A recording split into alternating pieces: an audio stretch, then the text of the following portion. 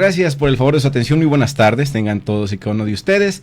Antes de comenzar, como siempre, queremos agradecer a quienes hacen posible esta transmisión desde la cabina de Radio Universidad aquí en Autlán, en el 102.3 FM del Cuadrante. Saludamos en la subdirección regional a la maestra Elia Macías, en la conducción.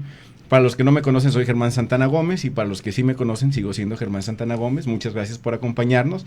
La producción corre a cargo de Silvestre Canil, con la valiosa asistencia y la operación técnica y transmisión en vivo a través de Facebook Live. El buen Aldair Arechiga, que está aquí en los controles. Gracias, de verdad, gracias a todos y cada uno de ustedes. Que es un gran equipo por mantener el arte que suma y sobre todo la cultura al aire semana tras semana en ese su programa Arte Libre. Le damos la bienvenida a un espacio donde celebramos la creación, el talento, la historia, la cultura de nuestro municipio, de nuestra región y quizás de nuestro país. Si usted tiene alguna inquietud, pregunta, sugerencia, reclamo, puede comunicarse con nosotros al 317-38-250-31, al 317-38-265-32 o por medio de WhatsApp al 317-121-2325, 317-121-2325, como no, con todo gusto, lo volvemos a repetir porque yo creo que va a ser la manera más fácil de entablar comunicación, 317-121-2325.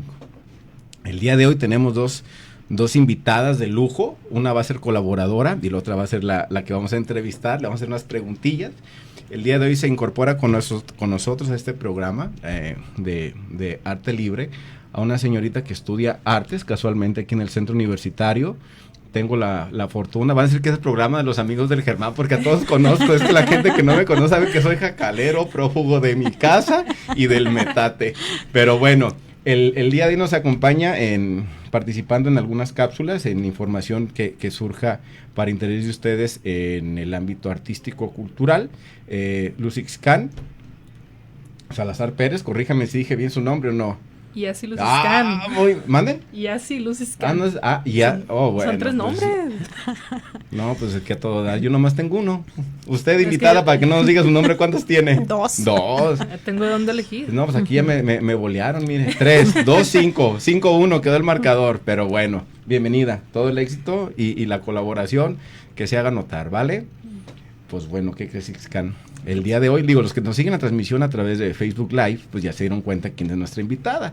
Pero hoy tenemos el privilegio de conversar con una mujer que ha convertido la palabra en un puente, en un refugio y también en una chispa que incomoda y libera, porque así es mi amigocha. Carmen Aida del Toro Lomelí, licenciada en Psicología, maestra en Terapia Familiar, especialista en Sexualidad Humana y Terapia de Pareja. Pero su trabajo trasciende del consultorio. Ha abierto espacios de lectura en la región donde los libros se leen con el corazón y se comentan desde la entraña. Recientemente, Carmen nos comparte con la sorpresa de una obra valiente llamada Mi abuela es putza y loca también. Sí, escuchó bien. Mi abuela es putza y loca también. Es el título del libro. Es un libro que no se calla, aunque lo quieran silenciar. Una historia que atraviesa generaciones de mujeres reales, lúcidas, contradictorias y profundamente humanas. Hoy hablaremos de lectura, de linaje, de memoria, tal vez un poco de situaciones así como de erotismo, a lo mejor no, pero para que surja el morbo y quiera acompañarnos en el programa, ¿verdad? De ternura, también de rabia. Así es que, maestra Carmen, bienvenida, es un honor tenerle aquí. ¿Cómo está? ¿Cómo se siente? Muy bienvenida. Gracias. Muchísimas gracias en un espacio de amigos, como dijimos, y Pues yo sí. Feliz y contenta de venir a compartirles a esta abuela. Otra hija. Sí, sin duda, ¿no? que sí. Digo, con el respeto para sus hijas, pero yo creo que ¿cuál dolió más de los tres? Aún no sé si este va a ser más. Bueno, es que Ya aquí después también lo uno es vemos. medio, como que le ve a lo lejos, pero bueno. Carmen, tú vienes del mundo de la psicología Sí. y la terapia, pero desde hace años has sembrado lectura en tu comunidad. Sí. ¿Cómo fue que descubriste que la lectura también puede ser una forma de acompañar a lo mejor los procesos emocionales? Fíjate que mi maravilloso padre, Sí, saludos, doctor. desde que era muy pequeñita, tuvo a bien de involucrarme en el mundo del arte.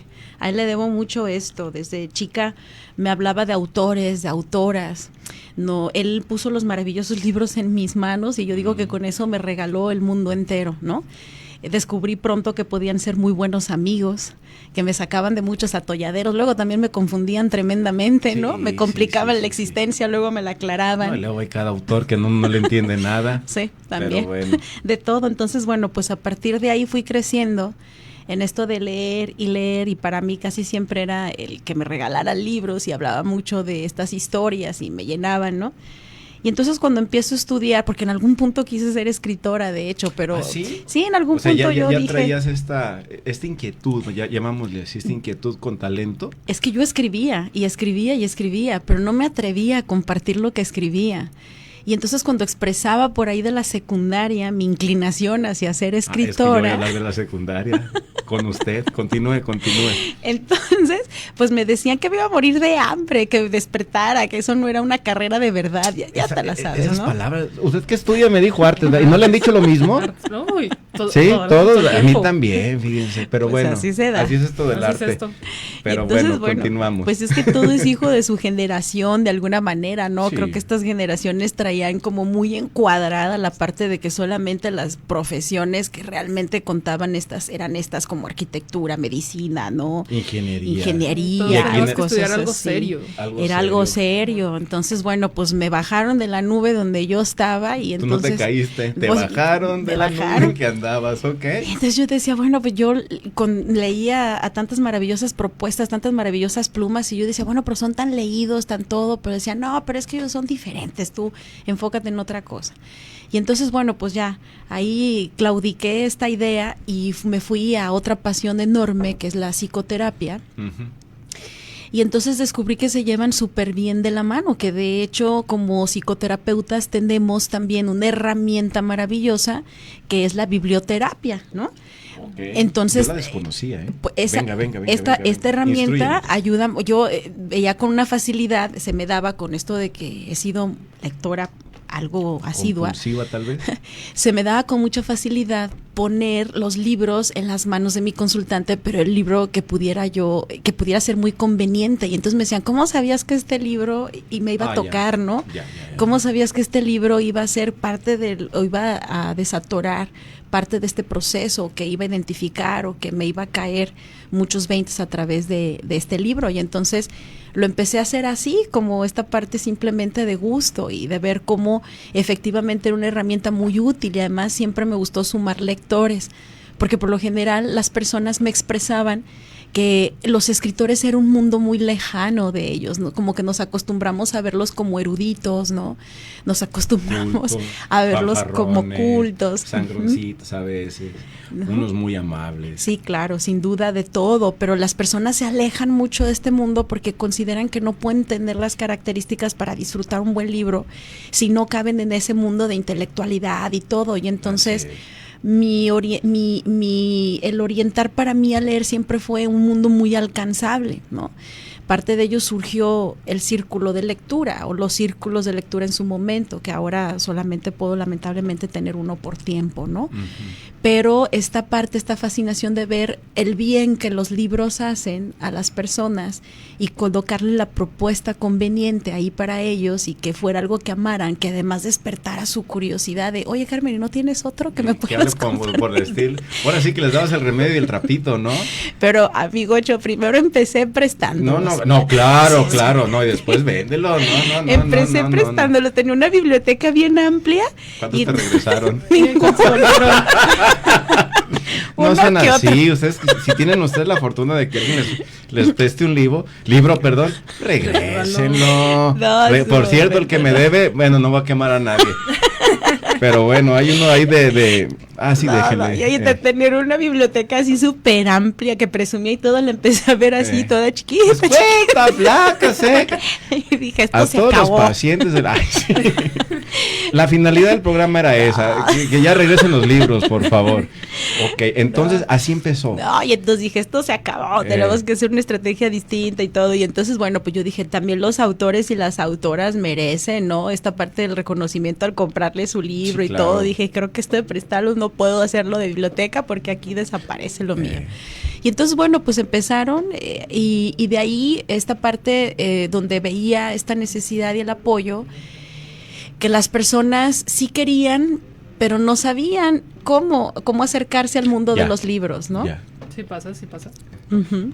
Sí, claro, normal. A ti tuviste la fortuna de que en casa te inculcaran la lectura. Sí. Quiero pensar que con una lectura agradable, adecuada y de interés a tu edad en su momento histórico en el que la recibiste. Quiero pensar que contigo fue igual. Conmigo no. No, tampoco conmigo, por eso dije quiero pensar.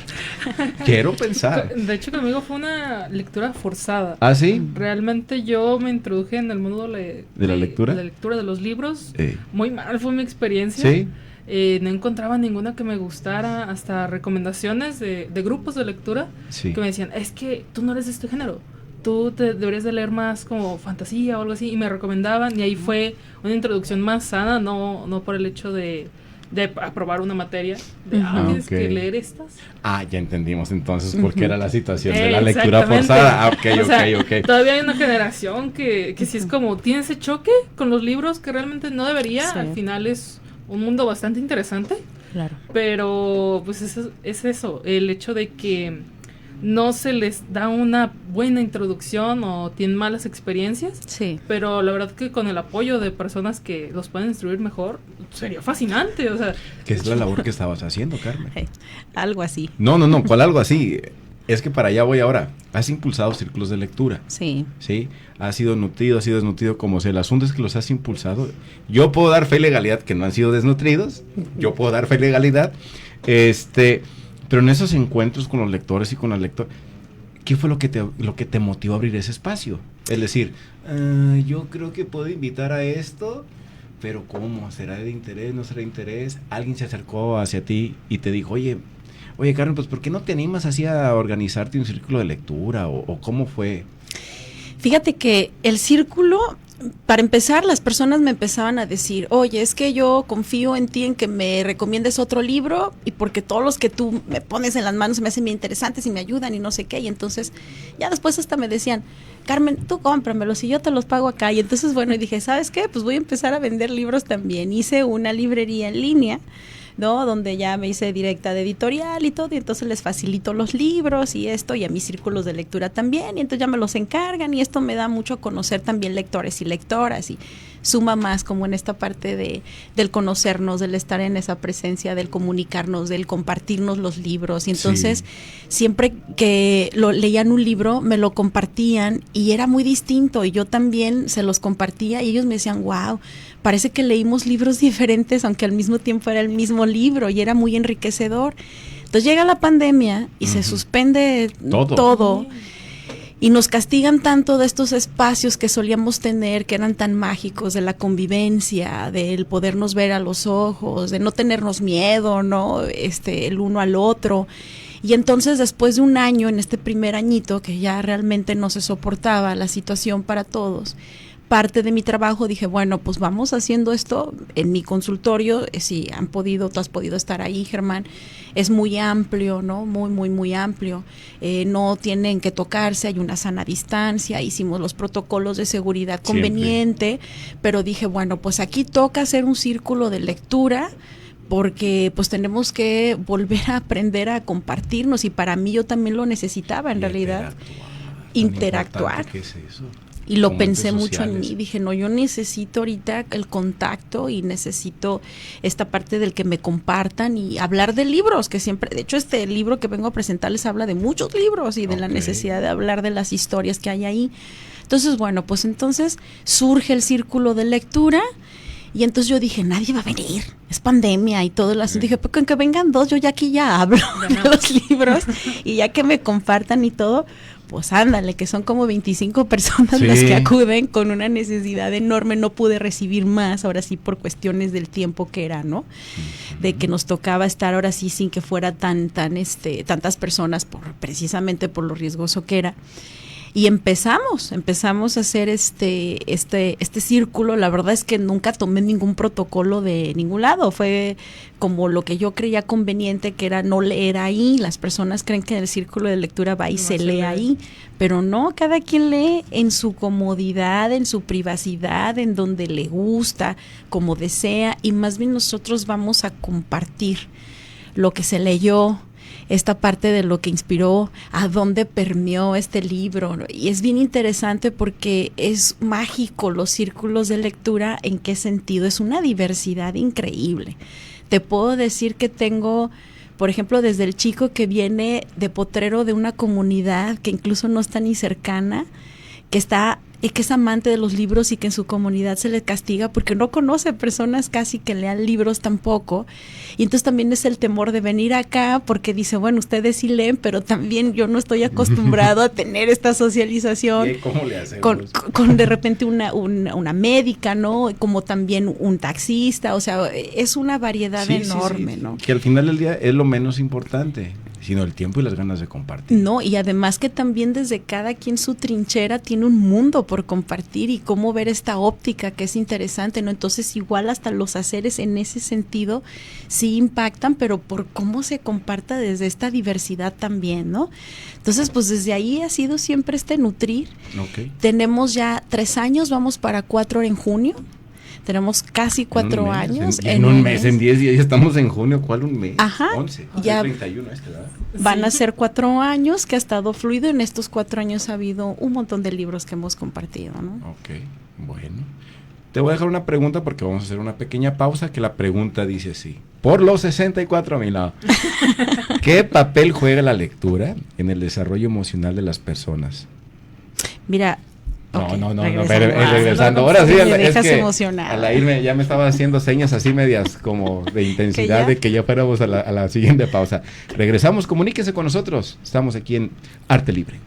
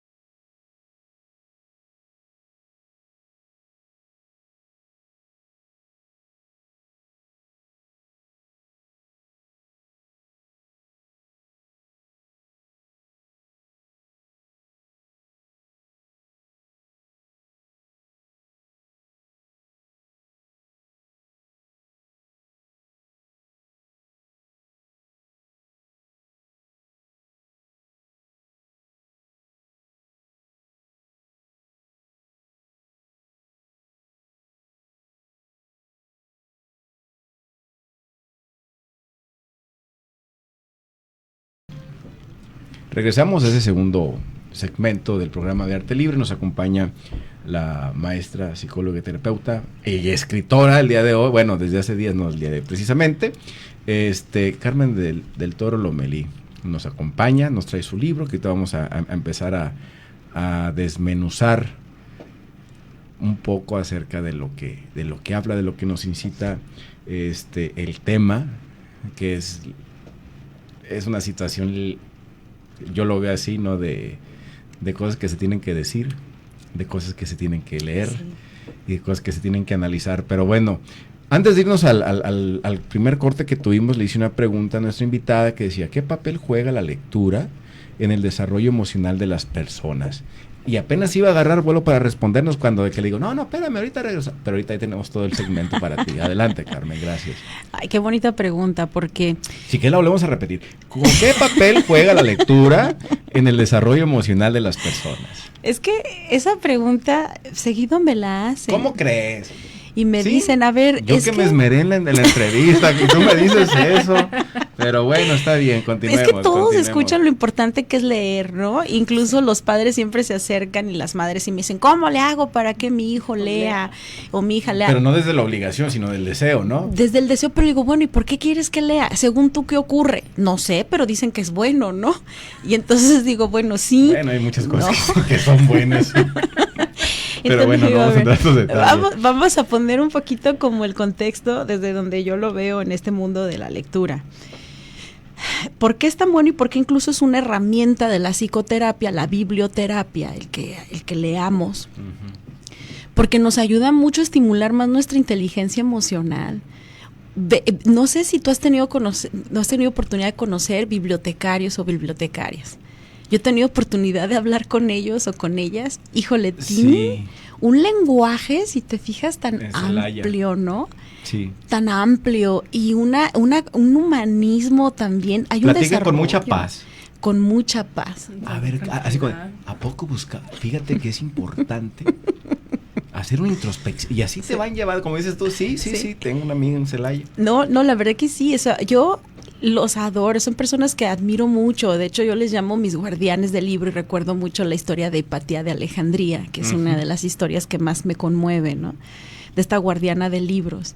Y esta prosa que tienen siempre al hablar, y es como si estuvieran haciendo otro libro en el momento en que te cuentan el libro, por ejemplo, cómo tienen esta paciencia para introducirte, pero hay cosas que se desarrollan, inteligencia emocional. Uh-huh. La parte también en donde tienes un lenguaje mayor, quieres esta parte de incrementar tu vocabulario, pero no solamente por volverte un buen orador, sino quieres hacer esta parte que le llamamos el sentipensante, el conectar esta parte de pensamiento y sentimiento, establécelo, ¿no? Hay plumas incluso como la de Eduardo Galeano, que a mí me encanta, que es uno de los que más hace este cruce del sentipensante, uh-huh. Y entonces todo eso te ayuda a esta parte de desarrollo, a conocerte más, porque además un libro te ayuda a conocerte, a saber más quién eres, cómo sientes, cómo piensas, cómo imaginas, cuáles son tus opiniones personales, porque además eso te ayuda a brotar mucho tu criterio, te ayuda a que tú tengas este pensador más libre también. Entonces, esos son solo algunas de las magias que hacen los amados libros. Ok, perfecto. Y ya que una mamá te hizo la pregunta, ¿cómo obligarlos a leer? No, ¿cómo inducirlos a leer, pero no desde la obligación? Te voy a decir lo que les dije. Venga. Siempre les digo, siempre les digo, a ver, dime cuántos libros lees tú. Y entonces muchos me dicen, no, pues la verdad yo no leo. Mamá, toma nota. Okay. Y entonces me dicen, no, pues la verdad yo no leo, Carmen, por eso quiero que me ayudes a que yo lea. Le digo, no, hay es que explicar con el ejemplo. Luego, a ver, ¿tienes en tu casa ven libros? ¿Te ven leer? ¿Te ven tener como algún tipo de biblioteca ahí personal? O sea, algo chiquito donde los tengas, porque esa es la forma en la que los vas a contagiar que lean y que tú les hables de las maravillosas historias que hay ahí, ¿no? Y que introduzcas ese gusanito de curiosidad por saber más de lo que trae esa historia. Y sobre todo en un niño que despiertas esta imaginación o que ayudas a que se desarrolle más esta imaginación y que les encantan las historias. Entonces, bueno, pues es que tanto lees, es que tanto vas a contagiar al mundo de la lectura también. De hecho, desde esa premisa de las historias, una estrategia educativa que funciona para con los niños cuando no te ponen atención es, les voy a contar un cuento. Y todo. Sí. A Saldair, volteé ahorita atento que les iba a contar un cuento. No decía Saldair. A lo que voy es esto, es la manera de llamar la atención. Y hay otra cosa. Si hay algo que no permiten los niños es que los ignores, sí, o que no les cumplas lo que les dijiste. Sí. Para los que están escuchando, si la aplican, la cumplen, porque si no... ¿Y mi cuento a qué horas? Sí. Así es. Pero fíjate que en ese tema precisamente de los cuentos, de los relatos fantásticos, yo creo que es el primer parteaguas que crecimos, me atrevo a decir, los de nuestra generación, ustedes más joven que nosotros, Ixcan, pero yo creo que ustedes más bien les... Era la televisión, ¿no? Ver caricaturas. Ver caricaturas. ¿No era sí. igual acá? No. No, yo sé que no, acá en tu casa no era así. No, estaba prohibida la tele, incluso acá conmigo. A mí en mi casa mi madre me quiere tanto que me dejaba verla, pero sin prenderla. No es cierto, y mi madre me está escuchando, no es cierto, madre. El asunto aquí era, ella hizo todo lo posible porque yo leyera de joven. No. Me presentó libros de Ogmandino, me presentó, creo que una vez uno de Carlos Cuauhtémoc Sánchez. Ay. Sí, Juventud en éxtasis. Ándale, Los ojos de mi princesa y esas cosas. No, algo de éxtasis, Juventud en éxtasis. Total. La fuerza de Siddhartha. Hay varios, sí. Sí, me los tuve que leer. Sí, no, bueno, todos por ahí empezamos. Sí. Tuve la fortuna de tener un amigo, que todavía lo conservo, que él empezó a obsequiarme libros. Y uno de los primeros que me obsequió me despertó el interés por el lado oscuro, oculto, y de temas que normalmente uno no escucha, ¿sí? Y si lo escucha es muy limitado. Y ahorita que les diga el título del libro van a decir, ay, Germán. Bueno, el título se llama Las enseñanzas de Don Juan, de Carlos Castaneda. Es un libro en el cual el antropólogo que hace la investigación, el tal Carlos Castaneda, cae con un brujo yaqui, que él quiere, el cuate que cae con el brujo quiere aprender cómo utilizar las hierbas para sanar a la gente, y el brujo lo agarra de aprendiz de brujo, y el otro nunca se da cuenta y lo inicia. Y de ahí para mí fue un chúboles, ¿sí? Y sin querer queriendo me di cuenta que por ahí era mi lectura. La persona que, por cierto, le mando un saludo al licenciado Felipe, que fue el que me entregó ese libro, y de ahí empezó ese gusanito, pero yo tenía 22 años, yo creo, cuando yo empecé. Pero fíjate qué interesante, porque es lo mismo que decías tú. Cada lector, a lo que me he podido dar cuenta yo, tiene, o sea, todos tenemos nuestra personalidad, y lo vamos a llevar a los libros. Sí. ¿No? Sí. O sea, hay quien va a querer libros rebeldes. Bueno, yo te puedo contar una historia, Yo te puedo contar una historia de lo poco que viene aquí, que te da a pensar. Y yo que ya ves que yo, me dicen, detente aquí, ya Germán está atravesado. Hay las ovejitas negras hasta en el mundo de los libros.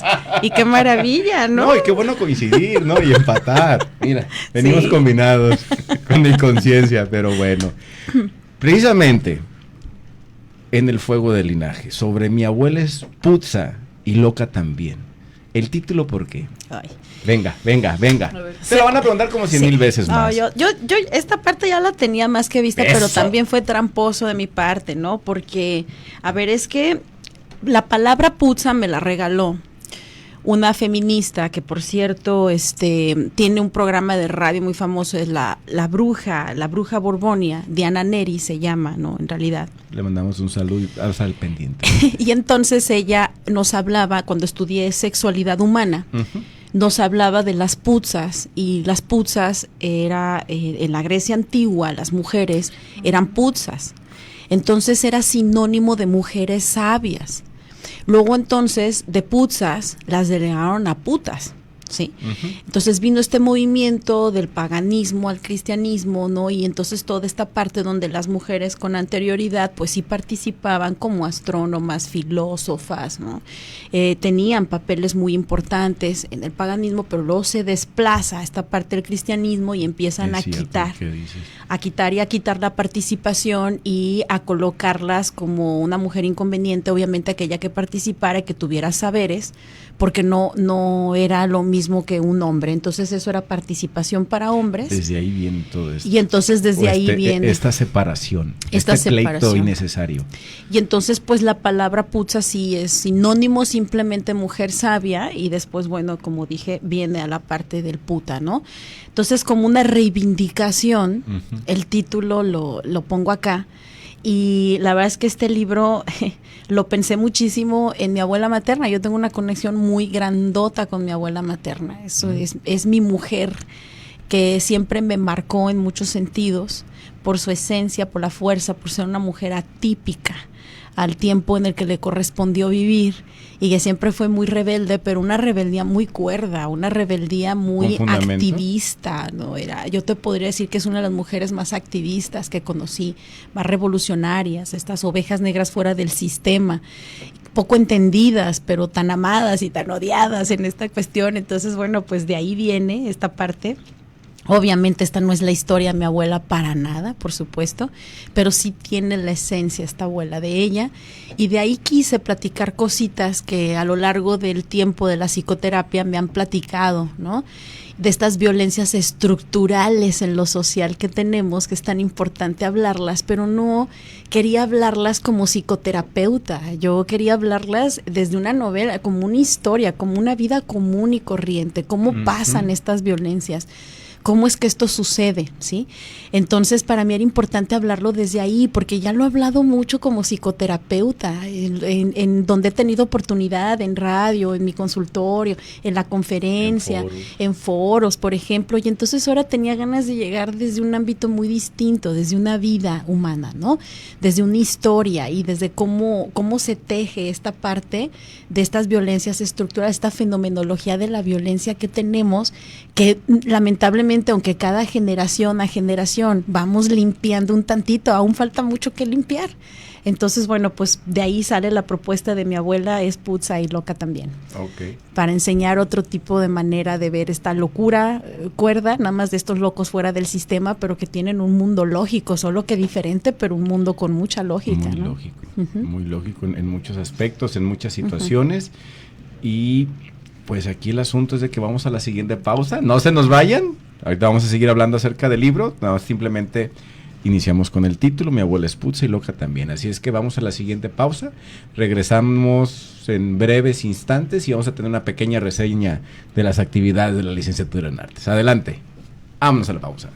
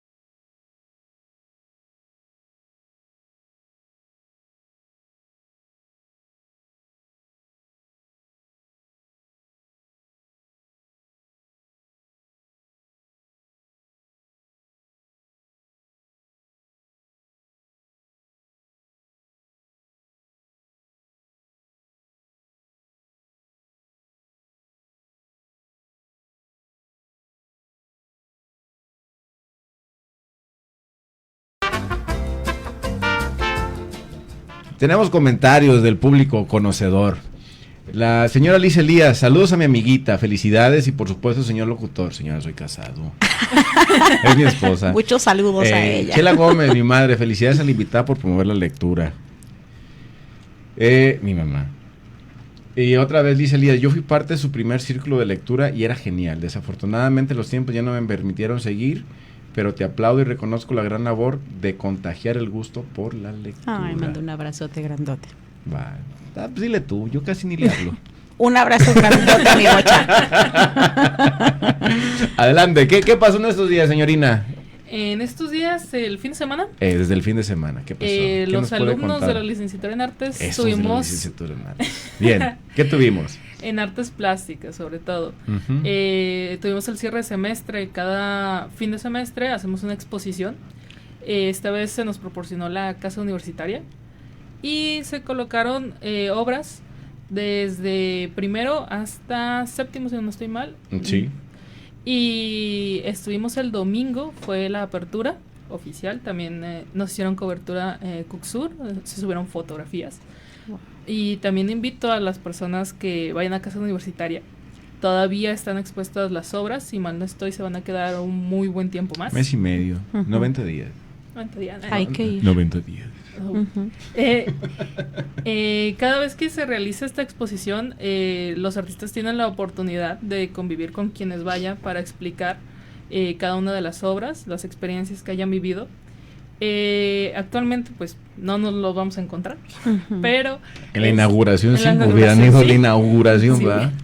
Bueno. Pero ahí están fichas bibliográficas de cada uno de los participantes, mis compañeros, explicando brevemente la composición de cada una.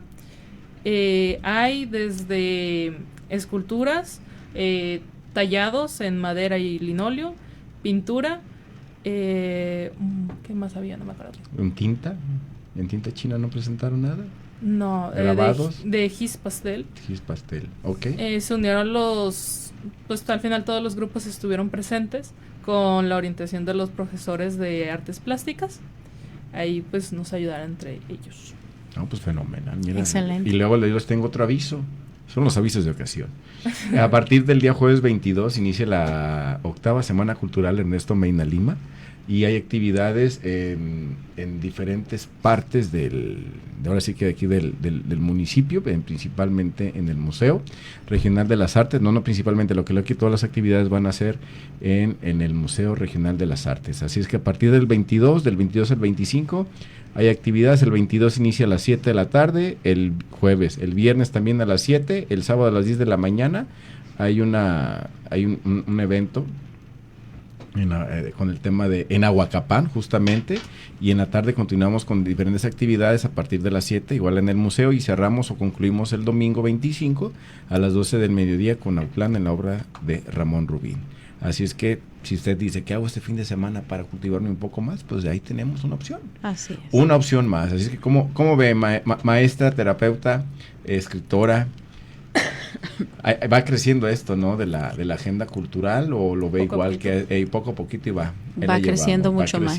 Autlán va creciendo en esos espacios. Ustedes hacen una labor increíble, y lo terapéutico que también es el arte en un ser humano, ¿no? Ahorita escuchaba las exposiciones y digo, si las mamás supieran qué importante es llevar a las infancias, a las adolescencias, a esta parte de contactar con la sensibilidad, porque incluso el arte ayuda hasta en etapas de depresión. Es una de las herramientas que más utilizamos, el arte, cuando están incursionando por un trastorno de ansiedad, una depresión. Entonces ayuda mucho para esa sensibilización, ese manejo de emociones, esa resiliencia, ¿no? Esa expresividad. Pues sí, definitivamente sí. Fíjate que es una combinación que considero que funciona, de que en las infancias, como bien lo refieres, los niños practiquen una actividad artística y una actividad deportiva. Uh-huh. En una expresan su sentir, en otra su frustración. Así o su emoción, ¿no? Sin duda. Y hay que aprender a controlarlos, claro. Precisamente con lo que tú referías del tema de la inteligencia emocional. Uh-huh. Pero bueno, ya nos pusimos muy serios. ¿Sí? Regresemos al cotorreo. Bueno, ya hablamos, ya nos compartiste quién es esta abuela. Uh-huh.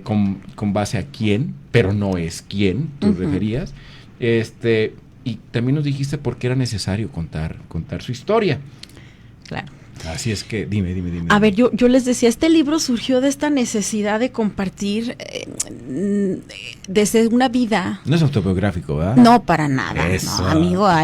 No, bueno, es que... ¿Qué? Haciendo la aclaración, no hay autor que no termine balconeándose también un poco, ¿no? O sea, tú hubieras es dicho que sí también. Y se venden más. La curiosidad y el morbo. Siempre va a haber algo del autor. Claro, por eso toqué el tema libros, al principio del erotismo. A ver qué van a hablar. Seguimos. Era más sencillo para mí incluso hablar de la sexualidad como sexóloga, pues a través de esta novela de una vida, porque luego a veces, sentía que sí acercaba a personas, pero no necesariamente a las que se tenía que acercar, desde la comprensión más desde una vida práctica. Entonces, esta historia aquí de esta novela trata de lo siguiente. Es una chica de 19 años que se toma fotos desnuda, se las manda al novio, El novio las comparte, se viralizan, ella vive en una comunidad pequeña como lo es un pueblo, y entonces a partir de ahí ella pierde su valor, porque las personas incluso que viven en esa comunidad no están preparadas para una situación de estas. Comparten las fotos y a partir de ahí viene lo que la novela dice, la mirada.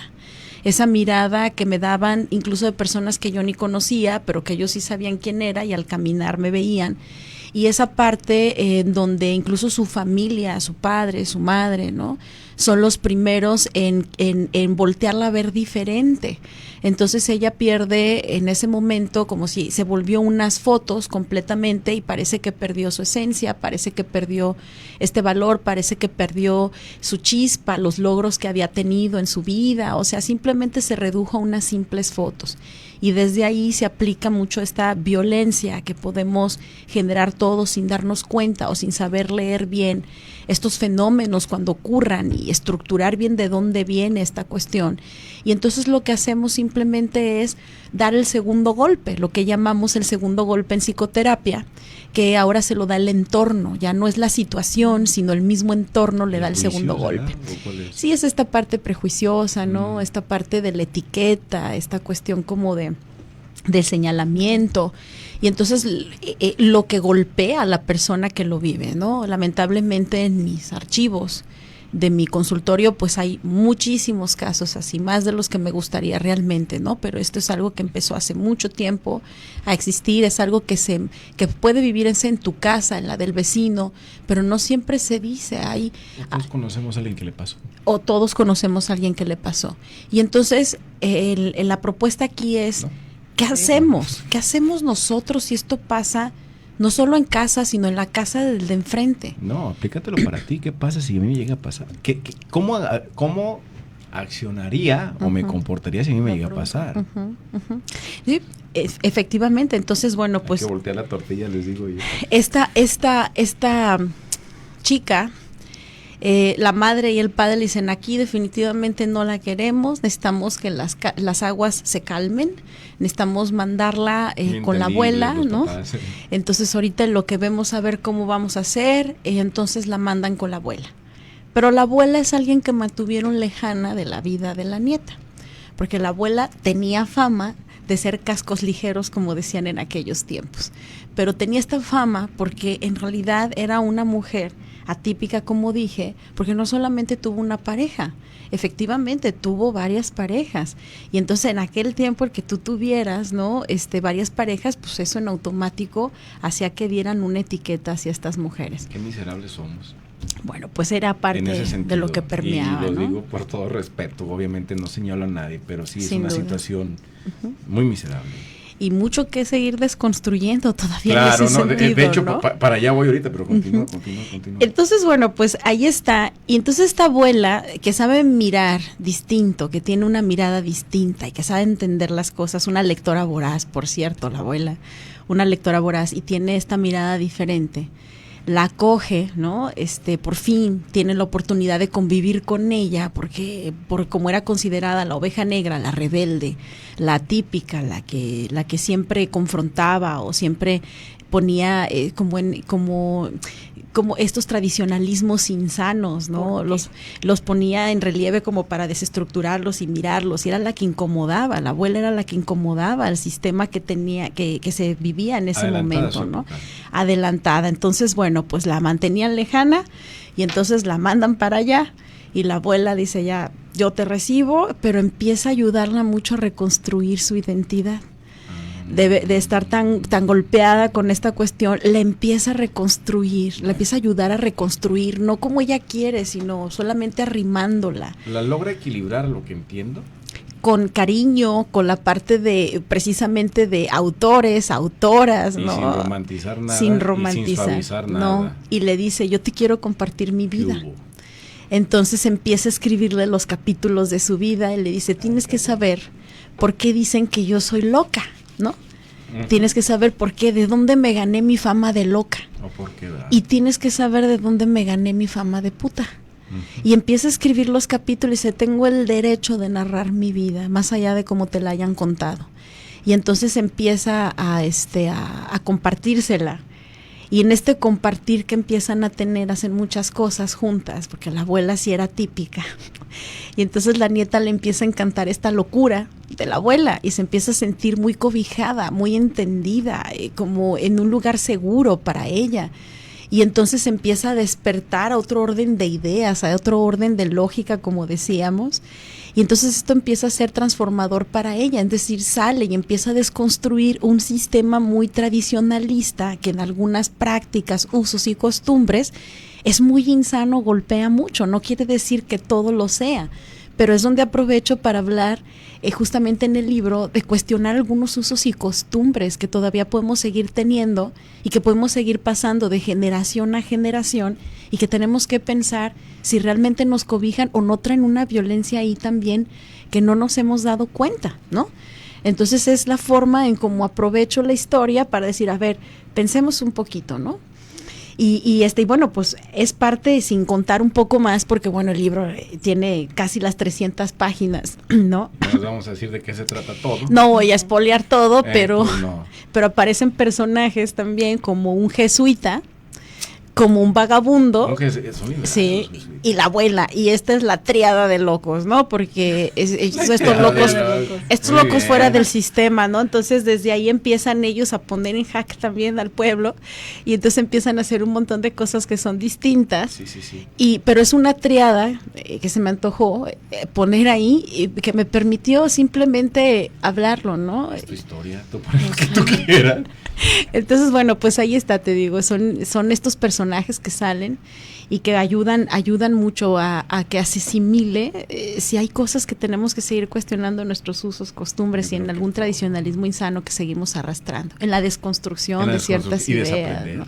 Desaprender, exactamente. Hay muchas cosas que, pero cada quien tiene un camino, un despertar y un aprendizaje diferente en este plano, así es que a los que nos toca desaprender, a los que nos toca seguir la borregada, pues seguimos la borregada, así. Te manda saludos Hilda Ponce, muchas felicidades Carmen del Toro Lomeli. Muchas gracias Hilda, un abrazote. Así es. ¿Alguna pregunta, señorita, con mi comadre o sigo con mi rollo mareador? Sigámosle con el rollo mareador. Oye, Carmen, ¿estás de acuerdo? El tema es inquietante. A lo que yo me imaginaba, con lo que tú me estás compartiendo, no soy tan fuera de la realidad. Va a ser, a mi apreciación, sabiendo también que puedo estar equivocado, pero va a ser una situación,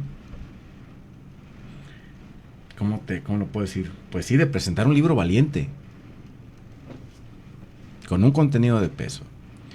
¿Qué te exigió a ti como autora atreverte a escribirlo y publicarlo? Tantas historias que me han compartido. Vénganos, esa es la portavoz. Si algo disfruto es ser acompañante, ¿no? Acompañante. Y tantas historias que me han compartido mujeres, en donde han sido verdaderas resilientes de salir adelante de un divorcio, por ejemplo, ¿no? Sí. Que ojo, yo aquí con todo respeto, cuando digo la palabra puta, la digo con todo respeto, con un significado que no tiene nada que ver con lo que coloquialmente en el afuera podríamos ponerlo en despectivo, ¿no? Para mí todas las mujeres, en muchos sentidos son estas putzas, ¿no? Y era mi intención, desconstruir muchas ideas que traemos de lo que es sinónimo de una mujer puta, ¿no? Bueno, que es al final del día, eso también es una enseñanza, el escuchar la palabra en la radio, caray, pues investíguenla. Sí, sin duda. Lleguen a la profundidad y la raíz de la palabra, no lo que parece que en el diccionario. Claro, por supuesto. Así es. Y entonces, bueno, pues en esta parte del compartir de tantas mujeres y de ver cómo de repente se les ha arrancado el valor, ¿no? Por cuestiones simplemente diversas, o sea, porque pues no sé, salieron embarazadas antes del matrimonio, ¿no? O por un divorcio, o por dos, o por dos, dos, tres, ¿no? Por 4, vamos, o 7. Entonces, bueno, pues por todas estas cosas que traemos en ese colectivo de lo aprendido todos y todas, todos hemos escuchado alguna vez en nuestra vida hablar de una puta, ¿no? O sea, y cómo alguien se convirtió en una puta, digámoslo así, ¿no?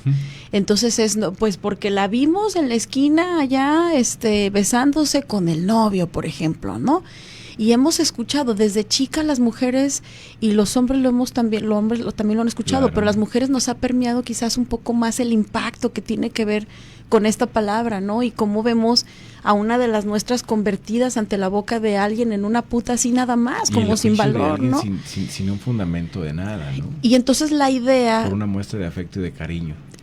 Sin duda. Entonces la idea viene como de este dolor colectivo que podemos traer, ¿no? De cómo nos duele, en cómo tenemos este temor de caer incluso hasta en la propia persona de ser putas, ¿no? Y cómo hacemos incluso hasta lo que sea de esfuerzo para poder llegar a no serlo, y entonces de ahí ya nos marca. Entonces este libro valientemente sí toca esta parte con la abuela de ver que tranquila, o sea, es una mujer sabia, pero no por mujer sabia. Esta putza quiere decir que siempre estaba en lo correcto, o sea, o incluso en esta parte de lo que era atinado. Era una mujer que en su momento también pudo haber estado en algunos aspectos equivocada, ¿no? O sea, claro. Por eso decía, mujeres que no son perfectas, y aún así buscando su lucha en esta parte de alinearse con el hombre de alguna forma, ¿no? Y con eso que me dices, ¿qué te gustaría que sientan o piensen quienes se acercan al libro esperando una historia tradicional? No, para nada. No, bueno, aquí tengo la plata. Fuera esa idea. ¿Estás de acuerdo que te voy llevando hacia donde yo tengo las preguntas? Sí. Y ahí quería llegar. Sí, no, esta no. Digo, los que no alcanzan a apreciar el color de mi amigo, y se puso roja con la pregunta. Ha dicho cosas, pero miren, no. Aquí se puso roja con la que me pregunté. Simplemente voy a narrar una cosa.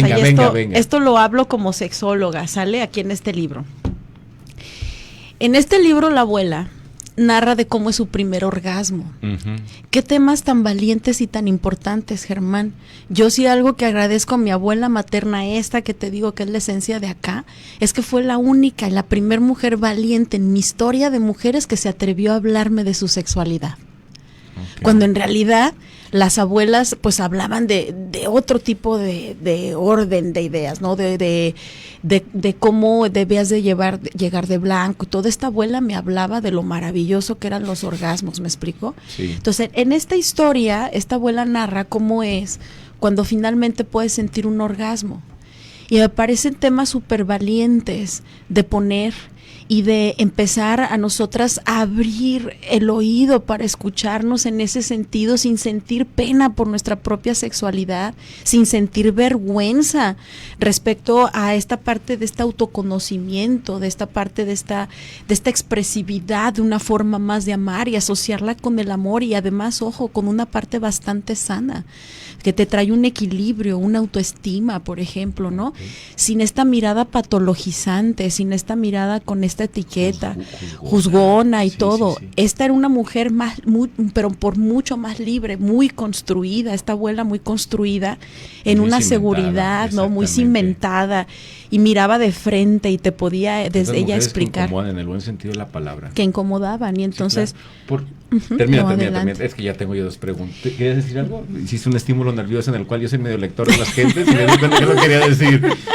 ¿Qué viene después? Esa es una pregunta. Y la otra es, si esa abuela que te inspiró pudiera escucharte hoy, saber que su historia está tocando otras vidas, partiendo de que es un personaje ficticio, incomodando estructuras, abriendo ternuras, ¿qué crees que diría? La primera fue, ¿qué viene después de mi abuela expulsa y loca también? ¿Qué viene foros?